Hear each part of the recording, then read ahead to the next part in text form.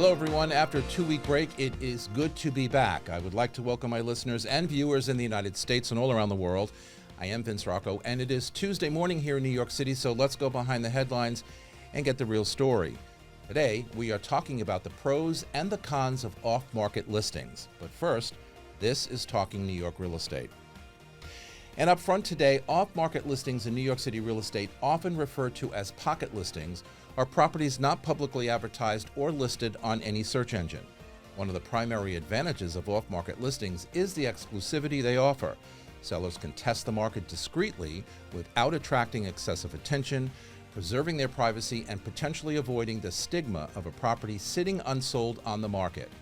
For buyers, these listings provide access to unique opportunities and less competition, often leading to more favorable negotiations. However, the downsides include limited marketing exposure for sellers, which might result in fewer offers and potentially a lower sale price. For buyers, the challenge lies in finding these hidden gems, as they typically rely on well-connected real estate agents. Additionally, the lack of transparency in pricing and property details can complicate the decision-making process.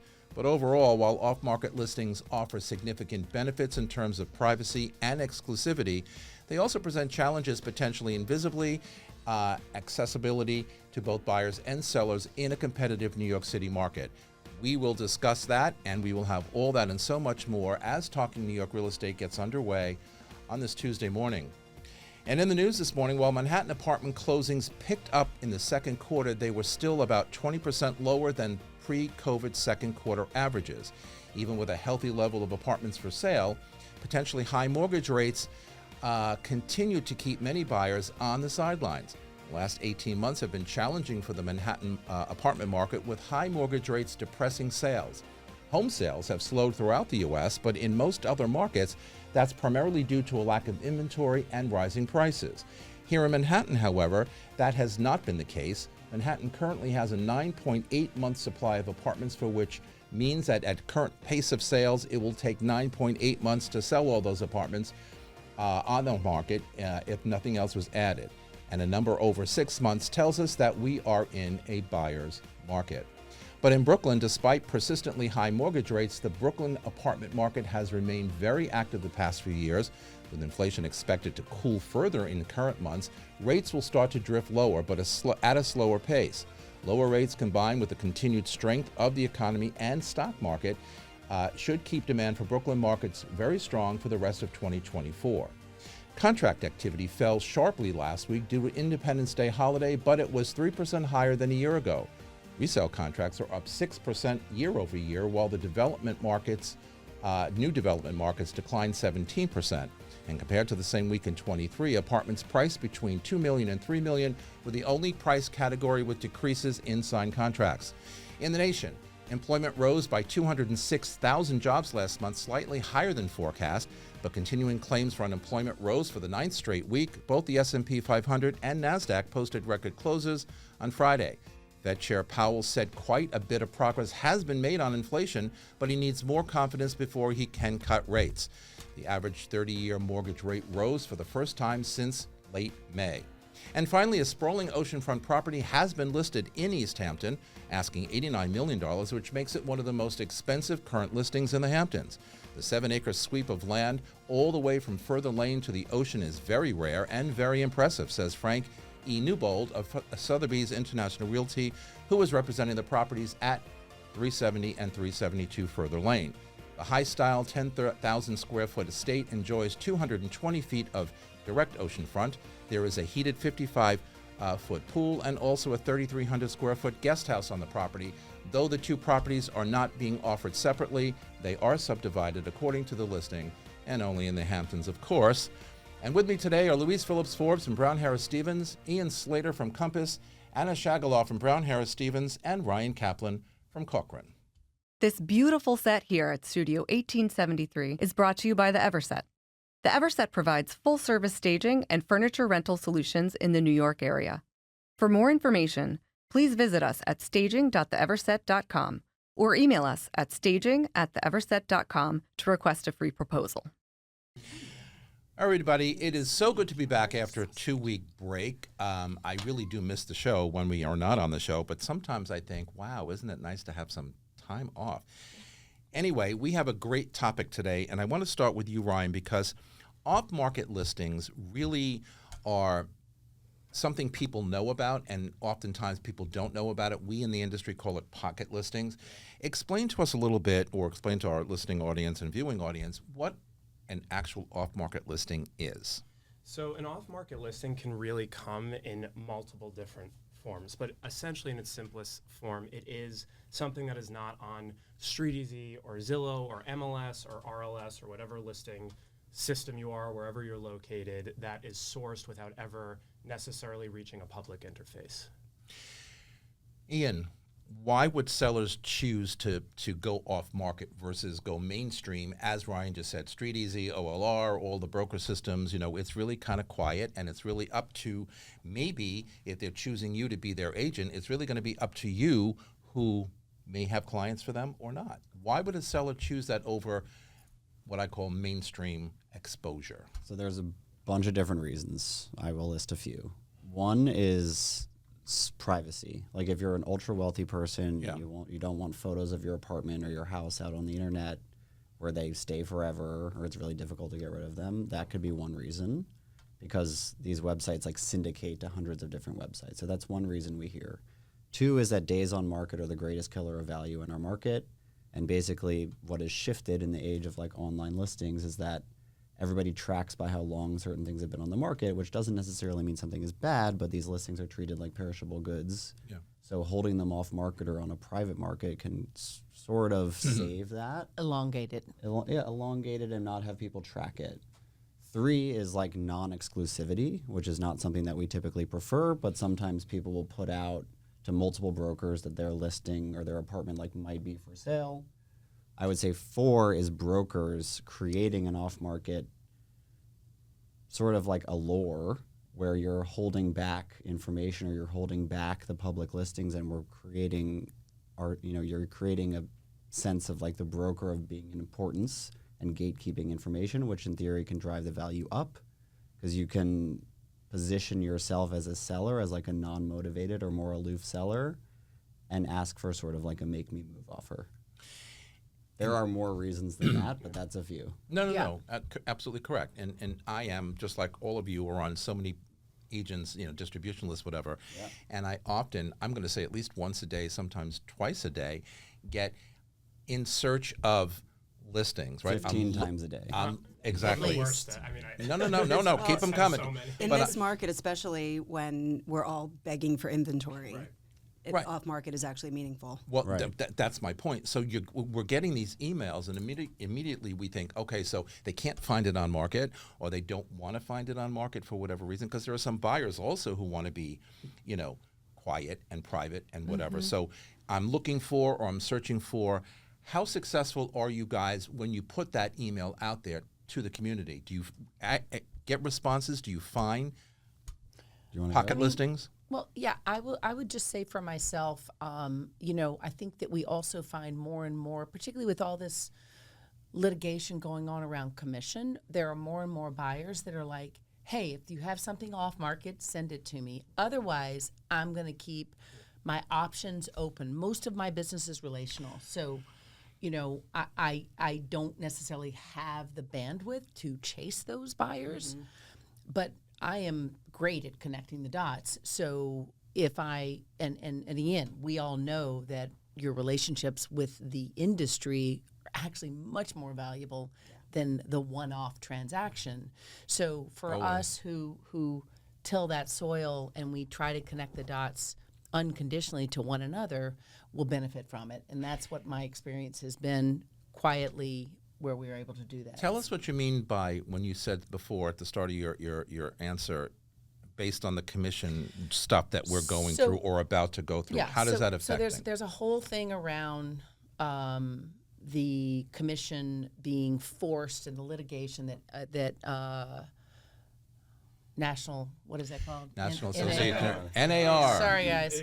NAR has settled some incredible $400 billion, whatever it is, $1 million commission settlement that is mandating that the consumer understand who's paying them and who they represent, and also not forcing a seller to predetermine having to pay their clients. So buyers feel that there's an opportunity to, I'm doing a deal right now in my development project, they're saying, hey, I see a 3% value to not calling my broker and having my broker come to here. So this is just the way we are today with the prop tech as it is.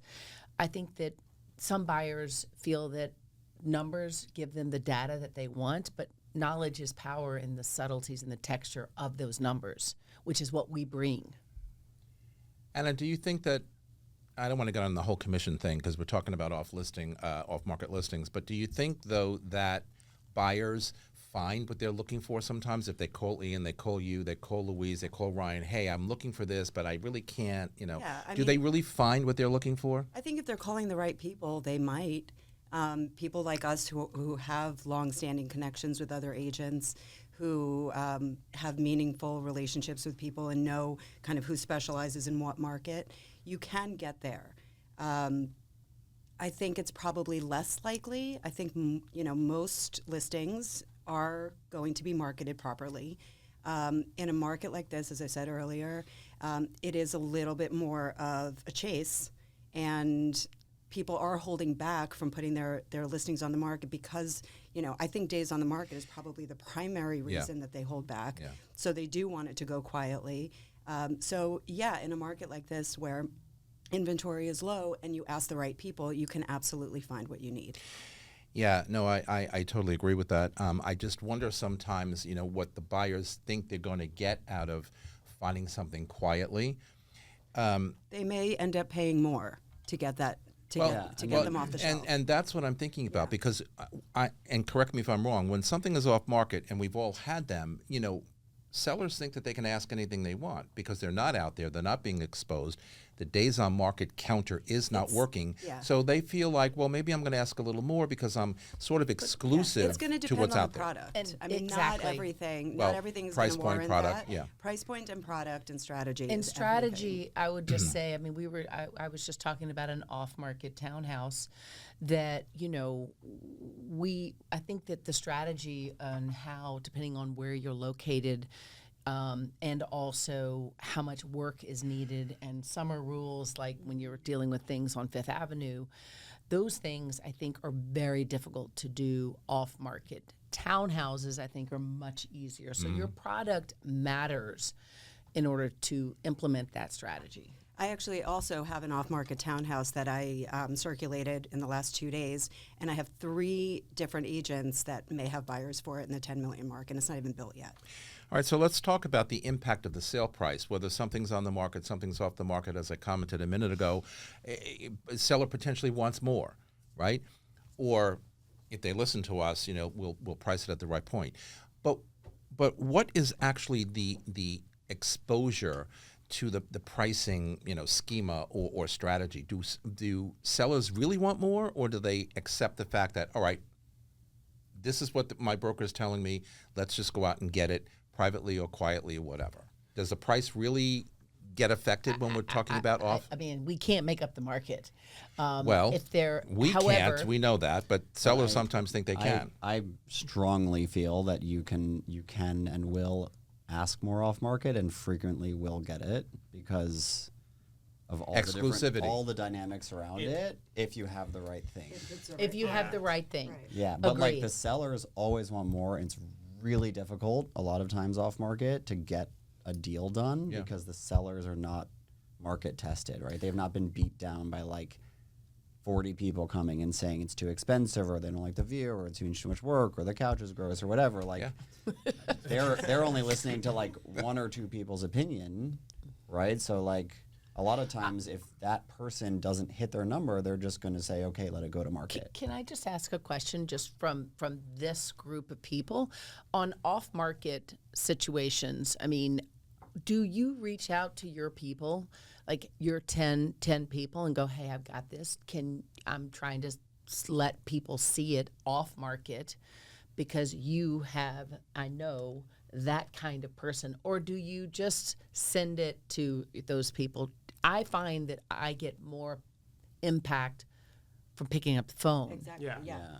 Depends on what the seller wants and depends on what it is. I will tell you, I'm a little bit overwhelmed by off-market stuff because, like, I work all over the city and I don't really have a price point specialty, right? So brokers like constantly send me things and I like can't remember it all, right? Yeah. And none of us it's can, kinda trust hard me. We sometimes have to connect the internally, just as an dots. FYI, Yeah. we have internally a My spreadsheet. team does the same thing. Yeah. A spreadsheet that's off market, and it's just literally when it comes in, my one of my teammates is responsible for it, and it's like boom, boom, boom, downtown, uptown, east, west. But that spreadsheet is great, Ryan. But what happens if other people, the four of us, have off-market that you may not know of?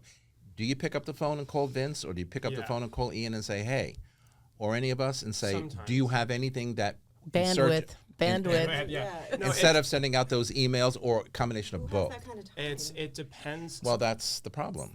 If you know certain agents are active in a price point or a part of the city, you might call them specifically and Right. say, I have a buyer who's looking for a townhouse in the West Village up to 15 million, and these are the 10 people I know who do most of that business. But sometimes you find off-market things from people you don't even know or wouldn't have expected, which is why I have tended to cast a very wide net. I send my ISO emails out, as you talked about before, and that goes to over 15,000 people. And I've heard responses and successfully done off-market transactions with brokers I've never met From the most before. random people. From the most random most people. random Most people. random. No, but it's true. I mean, you don't know who half these people But- are. We can't possibly know them all.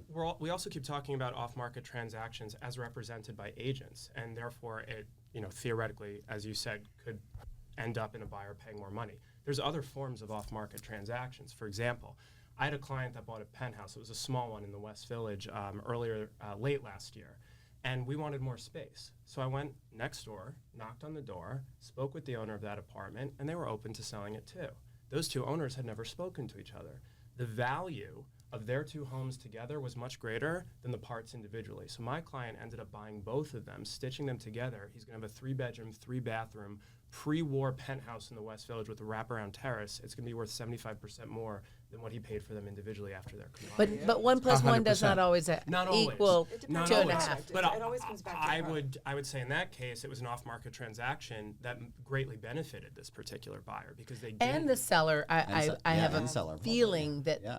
Well, I think from a convenience standpoint, but I think if they had gone through if they had a representative, they could have still done it off market. That's not necessarily the point. I'm saying there was an agent representation. So we were saying before, you always end up paying more when it's off market. Yeah. Not necessarily. That was off market, and I think we got a deal because there wasn't anyone looking. I mean, sometimes it's just didn't do easy. their People homework. just want ease. Yeah, Right? totally. Like they just want simplicity.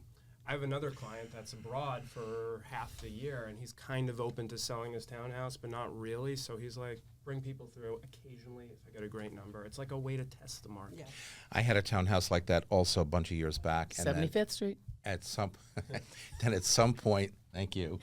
Then at some point, we put it on the market because the off-market thing wasn't working. Anyway, we have to take a break. All of us are staying right here. Don't go anywhere. This is Talking New York Real Estate on the More Network. We are coming right back. What do you really need to know about buying or selling a home? First, it's serious business. And it's complicated. There's a lot of money on the table, and emotion too. You need an agent who knows the ropes. So, whether you're buying or selling your home, work with professionals who have a mastery of the craft. Okay, everybody, we are back. We're talking about off-market listings with our panel of experts here today. So how do you go about getting off-market listings?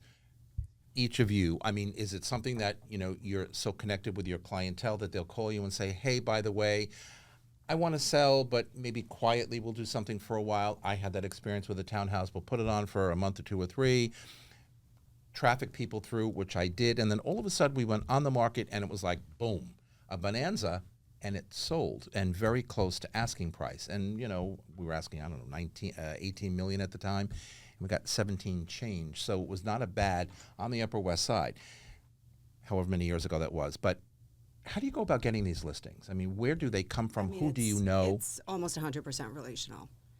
Someone's not going to call you. Well, someone might call you out of the blue if they know your book of business and they know what you specialize in. But I would say the majority is going to be either a referral or someone you know, or someone you've crossed paths with at some point. Can I ask a question from a standpoint from Compass and coming soon? This mentality of like keeping things in house for 30 days. First of all, from an ethical standpoint, how do we feel about it? Secondly, what are the statistics of that success rate? And I guess the motivation would be trying to get both sides of the transaction, but maybe that's not. So can you Not speak to put to you on that? the spot, but Sorry. You know, I am an agent of Compass, right? No, That's what she's asking. Not, I'm not asked- staff. No, it's okay. It's okay. I mean, I would ask Robert the same thing. It's not coming soon anymore. It's now called Private Exclusive, and it's basically just a way, which is, by the way, searchable by agents. It's just not searchable by the consumer, to just advertise it on Compass and not on other websites. Yeah. It's not off market. It's simply just on Compass. Yeah, got it. We used to call that too, Ours alone. ours alone. Just like you might not, at certain points, companies didn't syndicate with Street Easy. Like, you don't have to advertise on every website. You I'd can like to choose- not use Street Easy. You can Thank you choose very which much. website Well, to there we go. advertise. So that's all it is. That's And- another show. And the benefit of that is that, in theory, Compass is the only company that's a tech company that's protecting the agent. Do you find that works though when you advertise something only to the Compass agents? Absolutely. Okay. It works much better in certain markets than it does in New York. Like certain other markets where there's more frenzied, Like fast buying, Aspen like in Palm Beach. Aspen or like SF, where people buy relatively quickly. Yeah. And like the days on market is much lower, and people are very keen to buy things or find things that are off market. What about it works really well. What about in the Hamptons?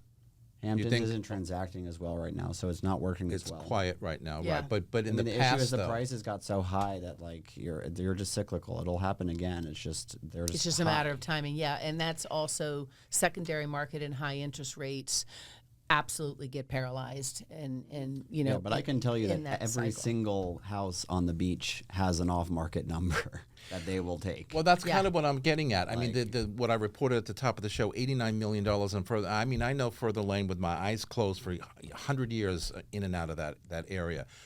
$89 million is aggressive. Okay, that's very high. So, is there an off-market price for that if someone comes around and says, well, Well, that's a wealth gap question, which is like the reason for that is that there are too many hyper wealthy people, and there's not enough real estate for them, and they Right. never need to sell. They simply collect.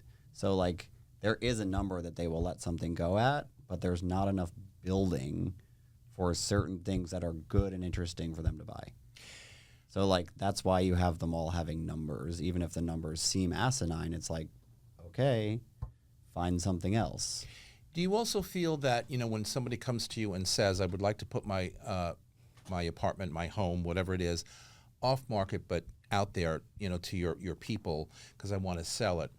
What, we talked about it, the exclusivity, the privacy, the whatever, maybe a better price, all of that stuff. But is it really because they're not in a hurry, or maybe because they're not really understanding how we as real estate agents or our community work as a group, as a whole? I mean, for our viewers and our listeners, trying to help them understand why a seller would choose an off-market situation over, general listing out there. I mean, what is incenting the seller to want to do that more than anything else? I have I have a seller that just asked me to do that earlier this year, and it failed. And we put it on the market, and after 2 weeks, we now have 2 offers. Yeah, well, same with my situation that I Right. mentioned before. Yeah. So And by the way, what price point is that? that's a $5 million price point. Yeah, that So, makes sense. Yeah, and he's a brilliant old school real estate investor. I had a development company for 10 years before I started brokering, and I bought my first building from this guy.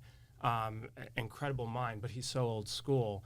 And he says back in my day, all the best real estate used to trade off market. There was no street. I mean, Upper Yeah. East Side was Yeah. Alice Back in the day. Mason There dinner was no parties. market. There was There no, was no but- market, but exactly. He said, and he said there's an exclusivity, there's a scarcity factor to something, to feeling like you're getting something before other people see it. You have to pay up because if you don't, then it will get more widely circulated and then you'll have competition and it's not worth that. So that was that client's perception about why you would do it. But that's what it is. And I get that because, as you said, old school, old world, that's how it really Right. used to be in a lot of the neighborhoods, right? for but sure.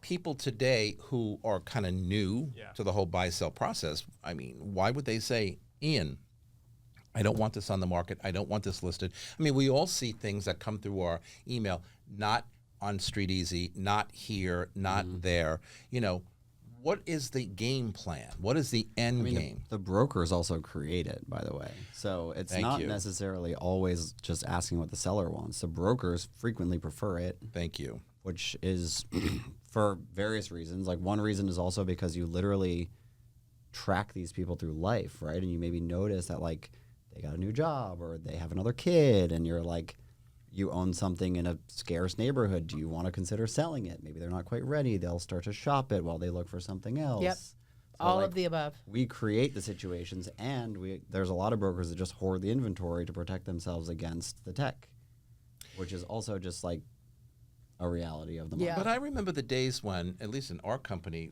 or I used to hear it all over the place, but you know, pocket listings, oh, that's not a good thing. Oh, pocket listings, it's really kind of illegal. It's like an ethical issue. And well, I was going to ask you about the ethical considerations with off-market listings. What are they? So I think that there's something about off-market listings that feels like a variant of insider trading.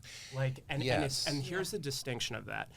It is, right? And you say, but the difference between, let's say, a publicly traded company, insider trading, you have multiple owners of this company and multiple potential buyers. So you're doing something that all the other people who have a vested interest in that asset are not privy to.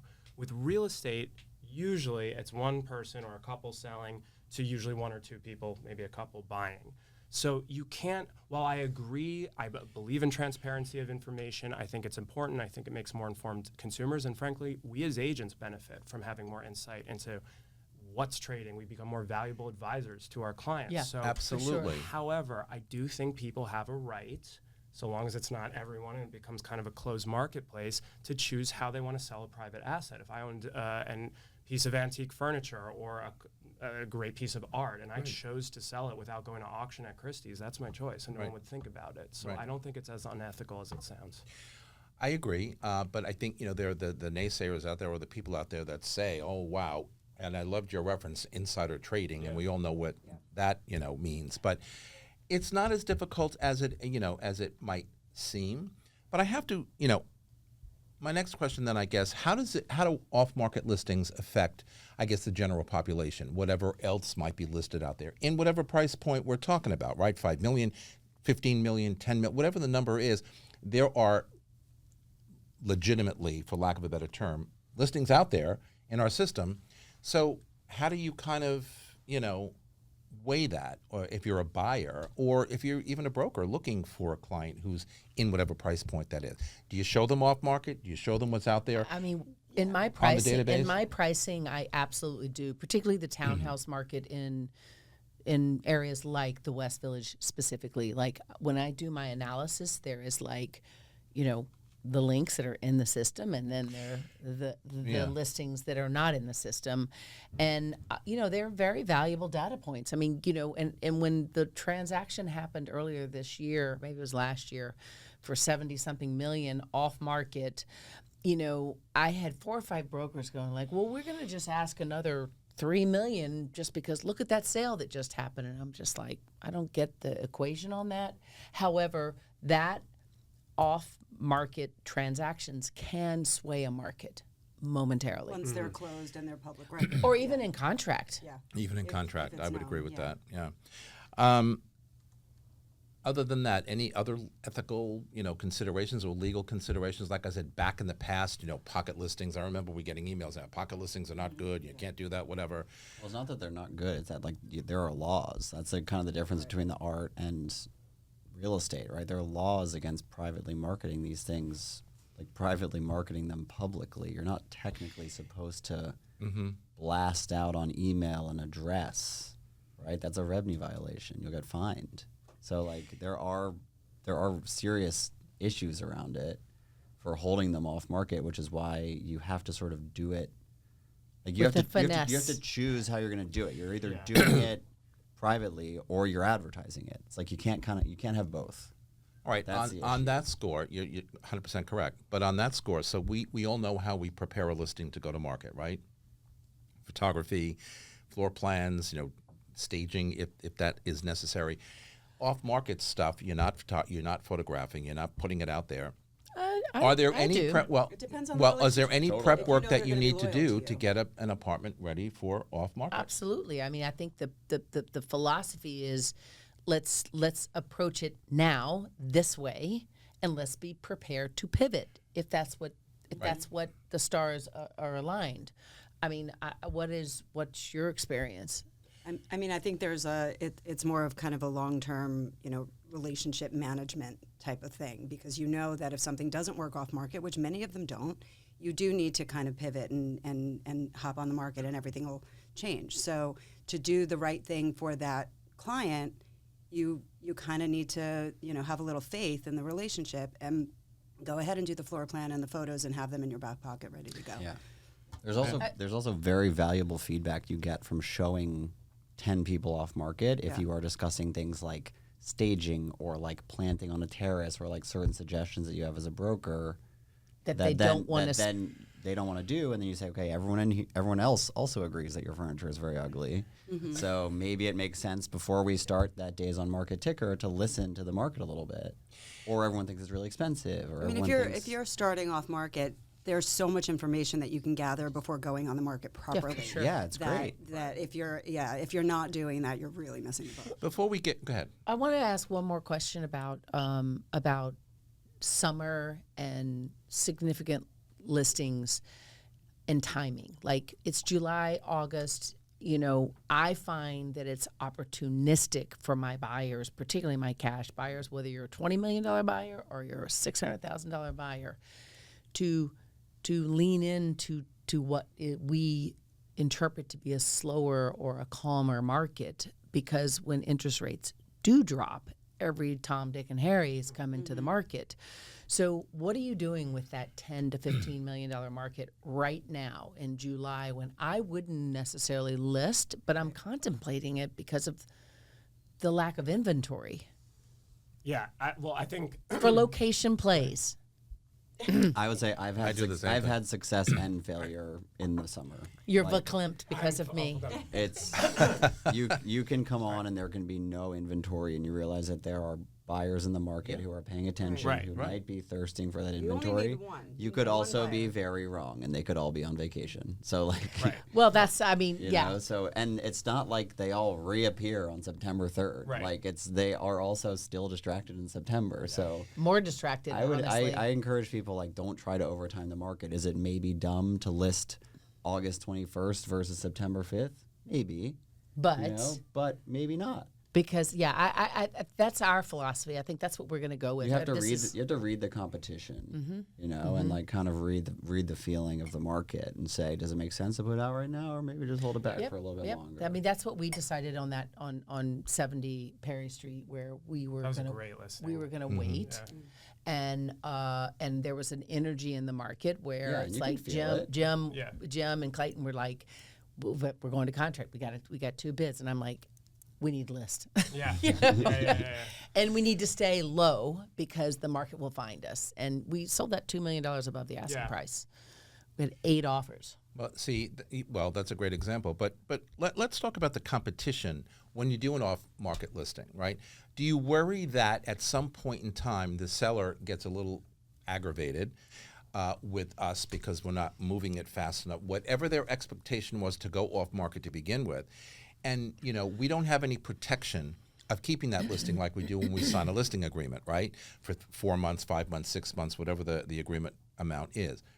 Why Seller wouldn't can you say sign- for many why of wouldn't these, we you- have agreements. Yeah, we have Yeah. agreements. Yeah. Well, but I've heard situations where not. So, again, one way or the other. You're right, because I the townhouse. Because they can pull it in 3 weeks, Yeah. right? unless we go to them, like my townhouse example. I went after, I don't know, a month and said, this is not working, let's go. And then we had an agreement, because I was also getting it from another agent, who didn't do what they were supposed to do either. So it works both ways. I get it. But What were you going to say? No, I was going to say the townhouse. I have, they're very good friends of mine, but we didn't need to sign an agreement because it's not right. like, There's a so degree they're of not always. trust. I'm agreeing with you. It's Right, not that's always. what I'm But saying. you're also right. You frequently do. Yeah, if you were Yeah. a perimeter and not, Right. you Yeah. Right. sphere. Right, exactly, and that's the thing. They're all very individual. Every exclusive we take on or off is very individual, based on people. Let's dig a little bit down into the buyer mentality. We talked a little bit about it before, but what do buyers say when you tell them, listen, this is not listed on the marketplace, but I'm going to show you anyway because I think it's a great listing, whatever? Do they immediately think that they're going to get a great deal because it's not listed, or do they think, oops, I might have to pay listing price or more? I am far more off-market buy heavy than I am sale heavy, and it is the sexiest thing you can say to a buyer. Yeah, think of an art fair, Totally. right? You see them one room, and then they're like, "Well, I the agree good with that. stuff's in the back room." Yeah. So you want to go into the back room, and by the way, all there the you stuff go. in the back room is a lot more expensive. Yeah, I agree. Having that For your eyes only. Well, right. So value, I think, is the key word, because especially, and you're correct when you talk about how our profession's a little bit under fire with all these lawsuits, and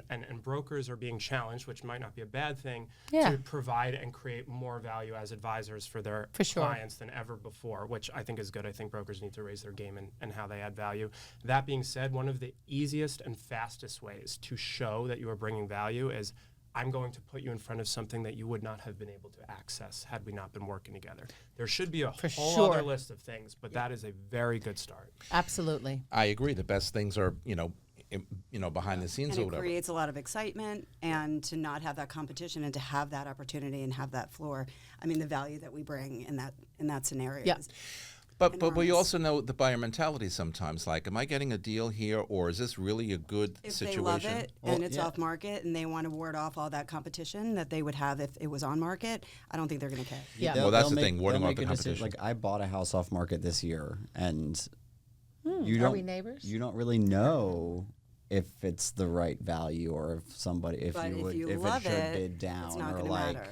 Right, But then you're like, listen, It's a I long-term like play. it, I want it, Yeah. and Well, but that's, I think, what it's we're a long-term play. we're and kind you- of getting and you buy at. it. Maybe you pay a bit of a premium because you're not letting it hit the market, but maybe you also avoid a bidding war.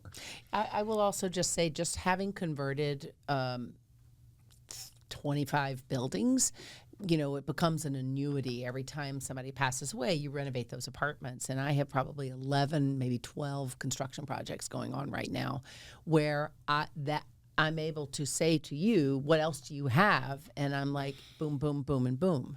So there was a time where I used to never sell without staging. But this is a time where the buyers, there seems to be a pulse that's different if you're educated. Well, also, low inventory kind of feeds into Well, that. People right. will open their minds a little bit more, and you don't have to stage. I still stage, but I think there's, the buyer's kind of desperate right now. We're going to talk a little bit about that, the inventory, when we come back after this quick break. Don't go anywhere. Okay, we are back. Let's talk about the overall effect of off-market listings versus regular listings in all kinds of markets. We know right now that our markets are kind of depressed.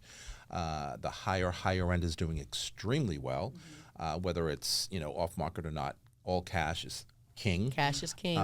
Still, I mean, I've been hearing that term for 22 years that I'm in the business, but it still applies. More so now, I think. Than More so now. But how do off-market listings really affect the overall market? How do they compete with, traditional listings on the market? Is there more desire for them? Is there less desire for them? We know that they're good for a buyer, or they can be, right? But how does it affect the overall marketplace? I think by nature it doesn't compete.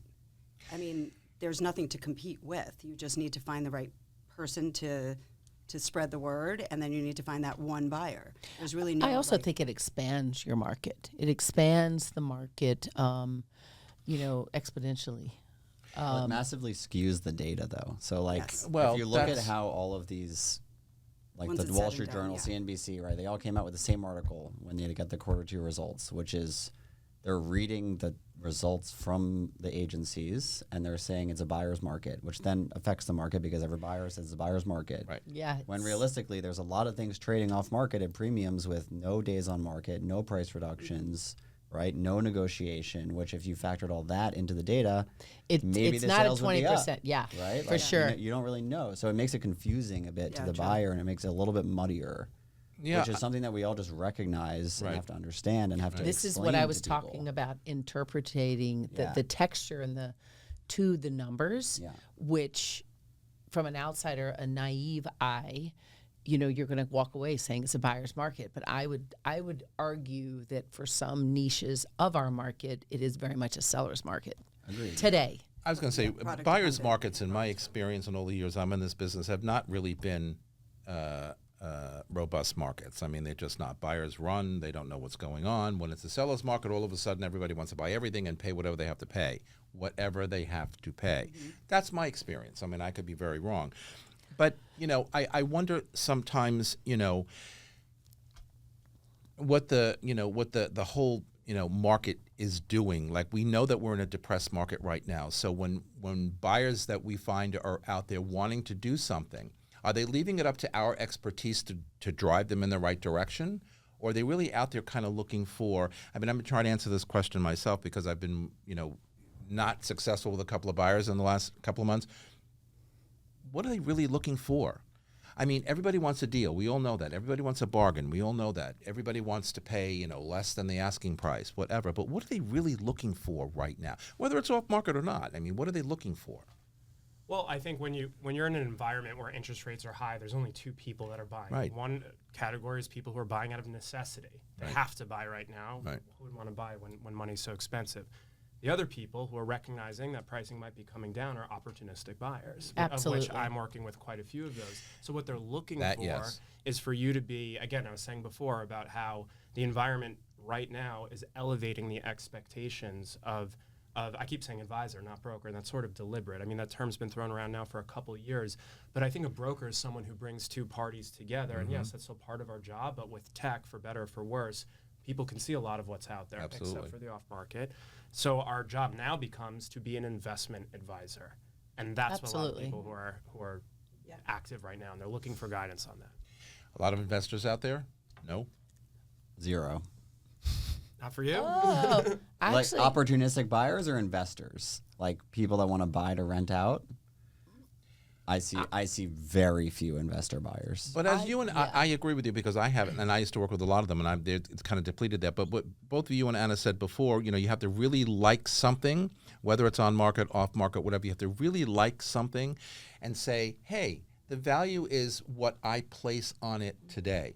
And I tell this to buyers all the time, as long as somewhere down the road, because everybody sells something eventually, even though they say, I'm not going to sell, you have to understand the value today and then understand that there should be or could be value going forward.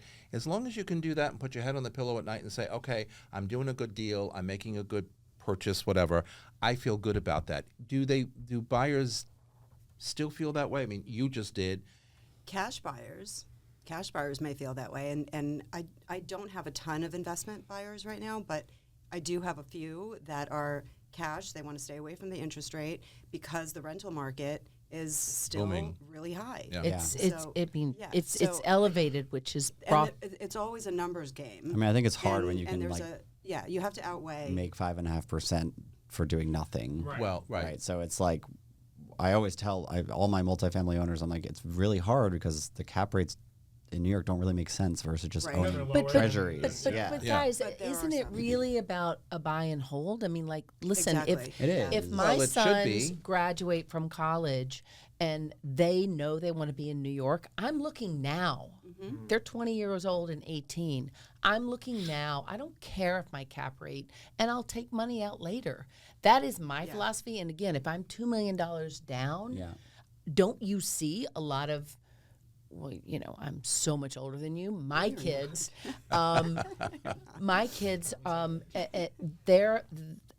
my buyers' parents are helping them purchase Right. something today. course. The best value is going to be something that's been sitting on the market for a very long time, and it's the DOM that is killing it.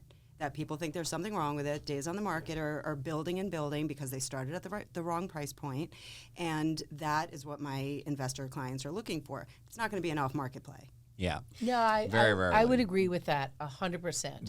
That definitely won't be. No. Right.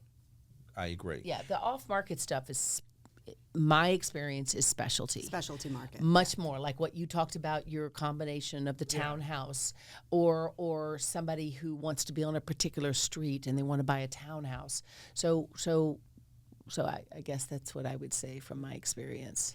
What about off-market rental properties? I've been recently getting calls, believe it or not, like, hey, I have this, rental property for $5,000, whatever the number is.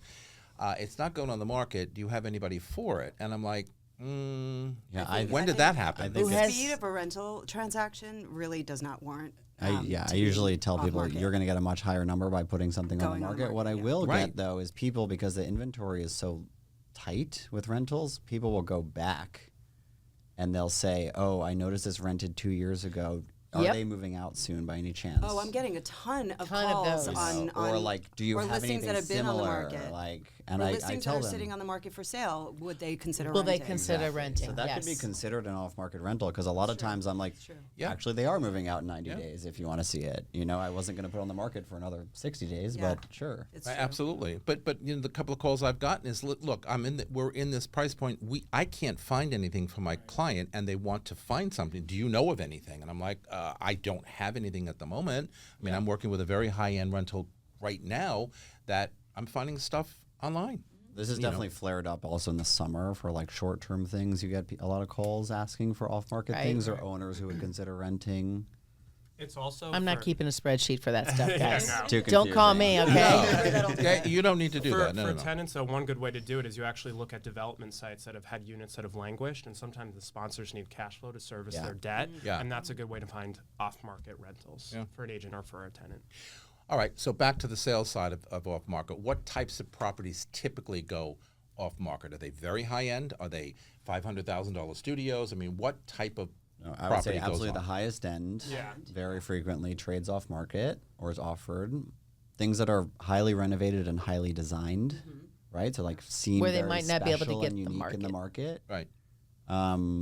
Or people who are just unmotivated. But like the two really special things are it's like you go on a tour with a buyer and you see a bunch of things where some of them are empty, some people have moved out of them, some of them are tired.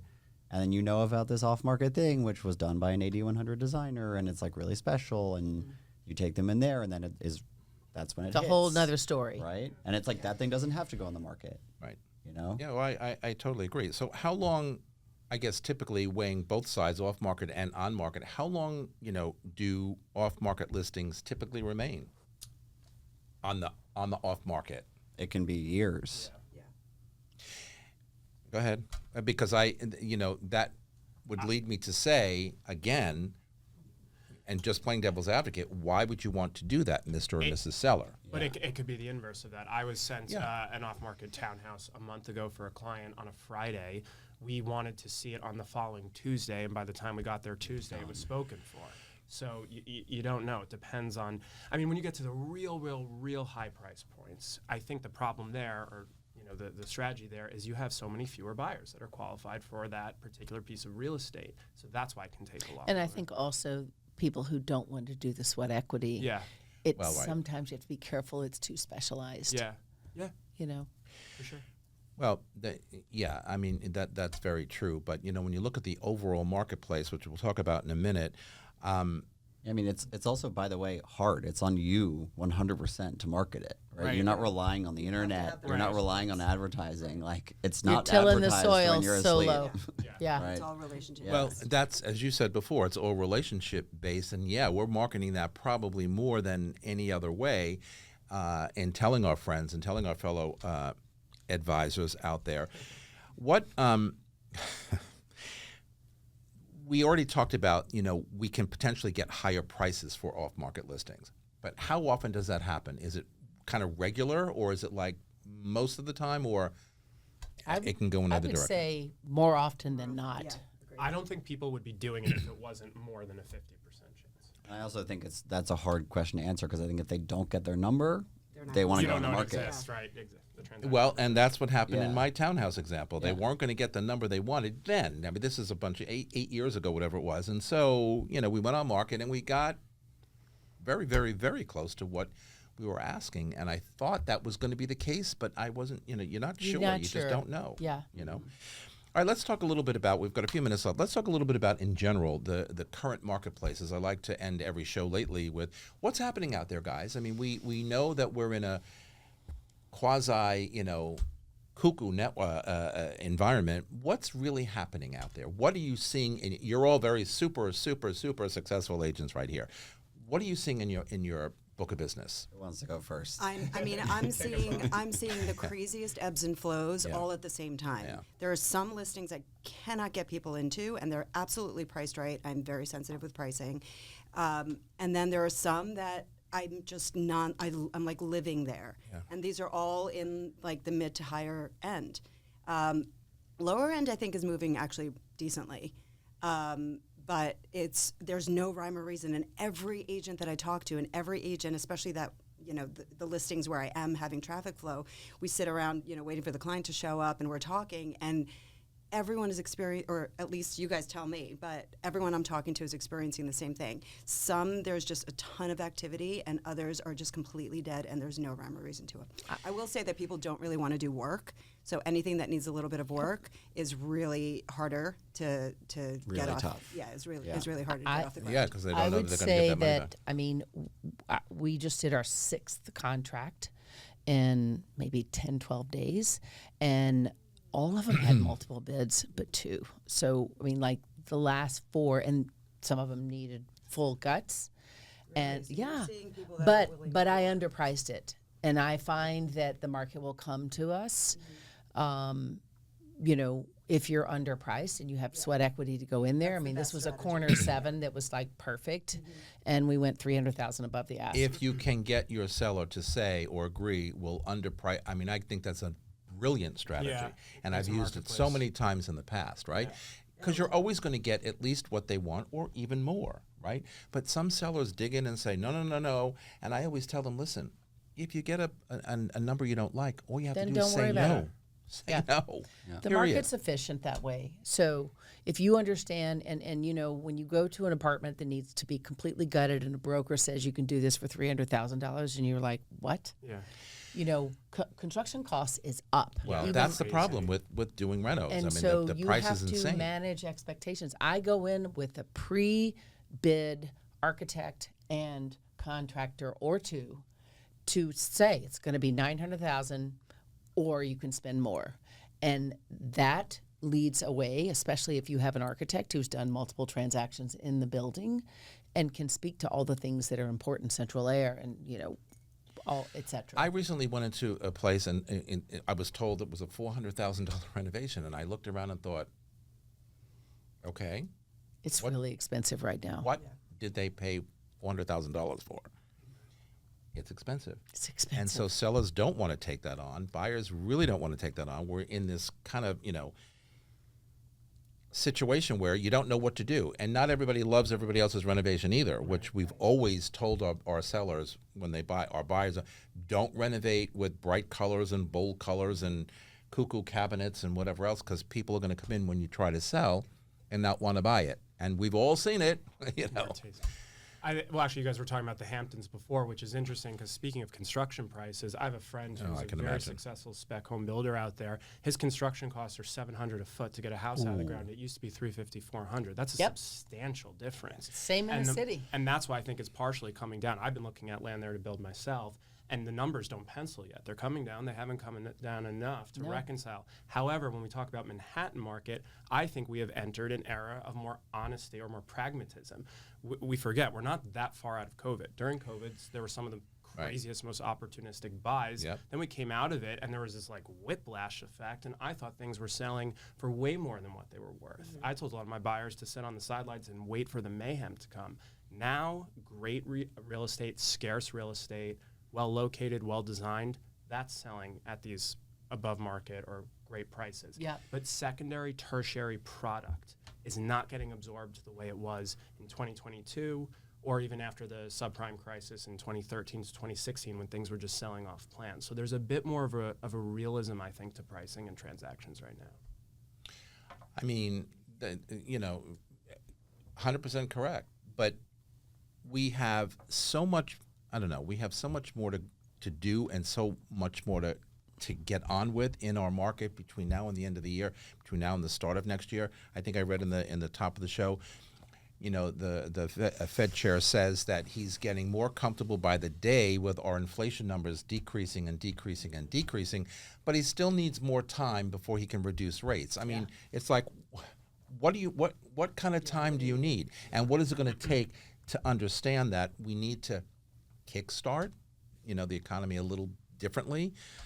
If we do get a rate decrease, what do you think it's going to be? When is it going to happen this year? And will it kickstart our markets back to where we'd like to see them? I don't think it's going to happen in September. I originally thought it was going to be in September. I think it's the new year. Yeah. I think we'll get something in December. After the election? After the election. I'm But thinking it may more be start of the first year. quarter. Yeah. Yeah.